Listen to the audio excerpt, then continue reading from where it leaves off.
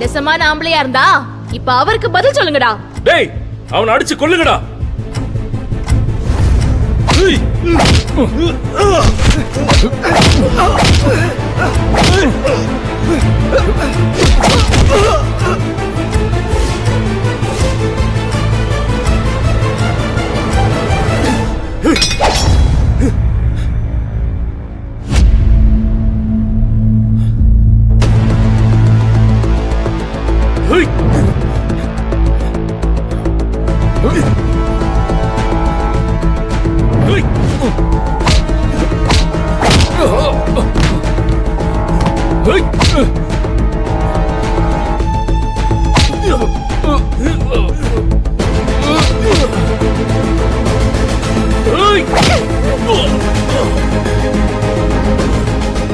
அரவிந்த், வேணா அவசரப்படாத.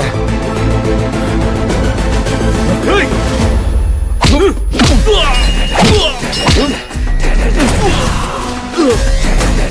ஐயோ,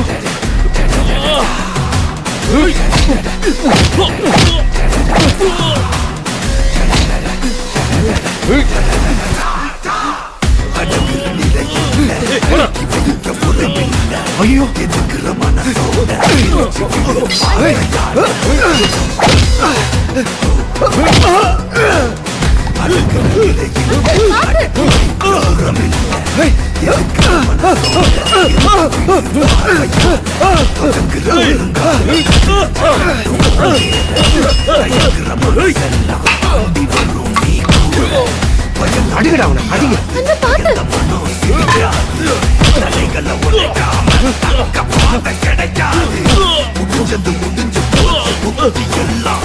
டேய்,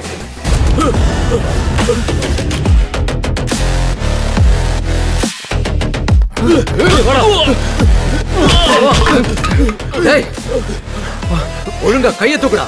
ஏங்க, ஆண்டி, உனக்கு ஒண்ணும் இல்லைல்லம்மா? எனக்கு ஒண்ணும் இல்லைங்க. டேய், அசஞ்ச செத்துருவேன்.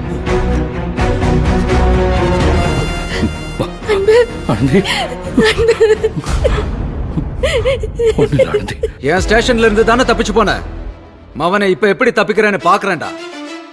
ஏண்டா, உங்கள மாதிரி அயோக்கியனுங்களை தட்டி கேட்டா எங்களை கொல்ல வருவீங்களா? இவன் என்ன சொன்னான்னு தெரியுமாங்க? அன்பு உன்னைய தேடி வந்தானா ஒண்ணு உன் சாம்பலை வாங்கிட்டு போவான், இல்லனா உன் கூடவே சாம்பல் ஆயிருவான்னு சொன்னான்.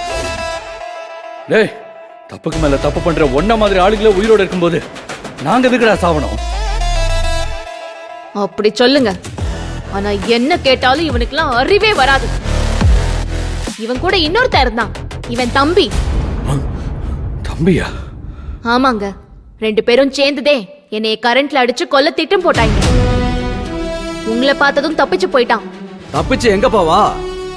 அண்ணனை மிதிக்கிற மிதியில தம்பி எங்க இருக்கான்னு உண்மையை சொல்ல போறான்.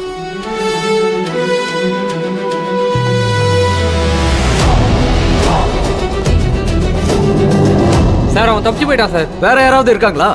வேற யாரும் இல்ல சார். அன்பு, ஸ்டேஷனுக்கு வந்து ஒரு கம்ப்ளைண்ட் கொடு. ஏய், வாடா வாடா. உங்களை பார்க்காமலேயே செத்துருவனோன்னு பயந்துட்டேன். உன்னை பாக்குற வரைக்கும் எனக்கும் உயிரே இல்லை. என்னைய மன்னிச்சிருங்க. நான் உங்ககிட்ட சொல்லிருக்கணும், உங்ககிட்ட சொல்லாம கிளம்பி வந்துட்டேன். என்னால நீங்க ரொம்ப கஷ்டப்பட்டுட்டீங்கல்ல, நான் உங்களை ரொம்ப கஷ்டப்படுத்திட்டேன். என்னைய மன்னிச்சிருங்க. என்ன ஆனந்தி மன்னிப்பெல்லாம் கேட்டுக்கிட்டு ஏன் இவ்வளவு பெரிய ரிஸ்க் எடுத்த? என்கிட்ட ஏன் சொல்லாம வந்த? தப்புதே, திருமூர்த்தி தான் பேசினான்னு எனக்கு பிடிப்படலங்க. எனக்கு போன் பண்ணி என் வாழ்க்கையை சீரழிச்சவனை பத்தி எல்லா உண்மையும் சொல்றேன்னு சொன்னான். அத நம்பி போயிட்டேன். சரி, யார பத்தி சொன்னா என்ன? நான் உன்னை பார்க்க தானே வந்துட்டு இருந்தேன். கொஞ்சம் வெயிட் பண்ணிருக்கலாம்ல. அவன் யாரையும் கூட்டிட்டு வரக்கூடாது, தனியாதே வரணும்னு சொல்லிட்டான். அப்படிலாம் வர முடியாதுந்தே நானும் முதல்ல சொன்னேன். நான் தனியா வரலனா எந்த உண்மையும் சொல்ல மாட்டேன்னு. அந்த திருமூர்த்தி சொல்லவும் என் மனசு உண்மையை கண்டுபிடிக்கணும்னு குழம்பி போயிடுச்சு. நான் உண்மையை தெரிஞ்சுக்கணுங்கிறதுக்காகவே நான் உங்ககிட்ட சொல்லாம கிளம்பி போயிட்டேன். என்னைய மன்னிச்சிருங்க. ஆனந்தி, உன் வாழ்க்கையில மறைஞ்சு கிடக்கிற அந்த ரகசியத்தை கண்டிப்பா சீக்கிரமே நான் வெளியே கொண்டு வருவேன். அது வரைக்கும் இந்த மாதிரி யாரு என்ன சொன்னாலும் நம்பாத. ஏண்டா, உனக்கு ஏதாச்சும் ஆயிருந்தா என் நிலைமையை யோசிச்சு பாரு. இல்லைங்க, இனிமே சத்தியமா இந்த மாதிரி எந்த முட்டாள்தனமும் நான் செய்ய மாட்டேன், செய்யவே மாட்டேன். சரி வா.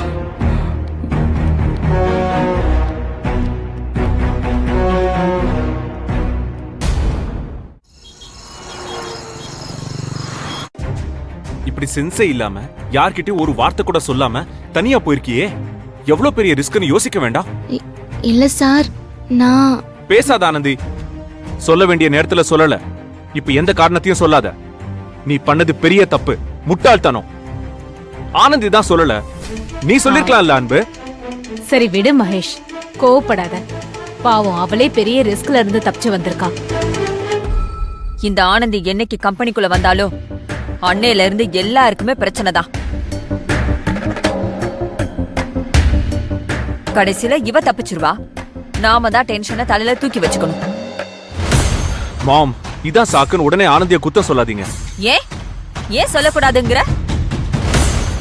ஆனந்தியால தானே எல்லா பிரச்சனையும், உனக்கு, மித்ராக்கு, எல்லாருக்குமே.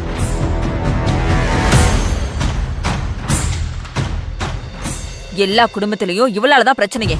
மாம் ப்ளீஸ் ஸ்டாப் இட். ஆனந்தியால இங்க யாருக்கும் எந்த பிரச்சனையும் இல்ல.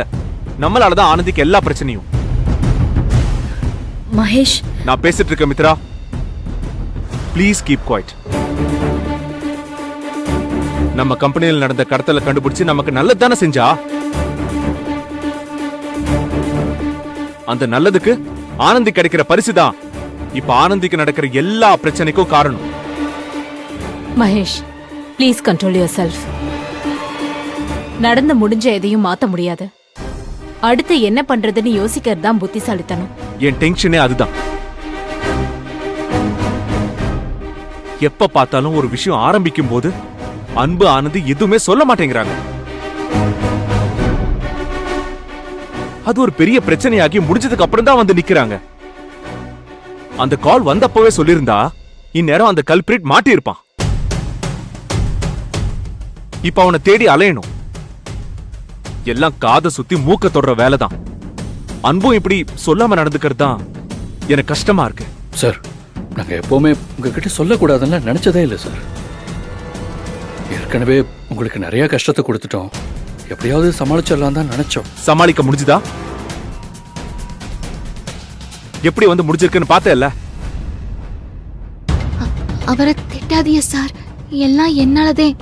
நீங்க சொன்ன மாதிரி நான் தான் முட்டாள்தனமா நடந்துக்கிட்டேன், என்னைய மன்னிச்சிருங்க. ஆனந்தி, மன்னிப்பு கேக்குறது இருக்கட்டும்.